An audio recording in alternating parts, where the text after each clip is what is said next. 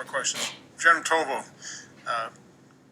you talked about Hezbollah. We had yesterday in our hearing, we really did talk about the transnational criminal element. The whole big problem, which I really look as sort of the root cause of all of this, is the drug trafficking, human trafficking. Can you expound a little bit more in terms of what you know about the nexus between drug traffickers and terrorist organizations?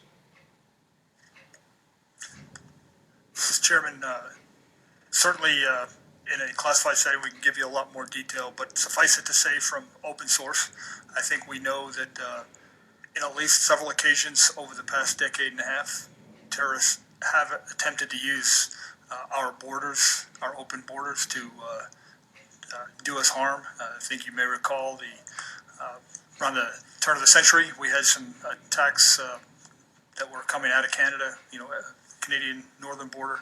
And then, of course, back in 2011, we had Iranian Quds Force reported in the open source to be working with Mexican drug traffickers to try and commit an assassination plot right here in the capital of the Saudi ambassador. So 2 instances. On a broader scale, however, we know that some of these organizations do receive financial benefit from the drug trade. A topic of much discussion amongst the intel community about how much cooperation and convergence, as we call it, there really is.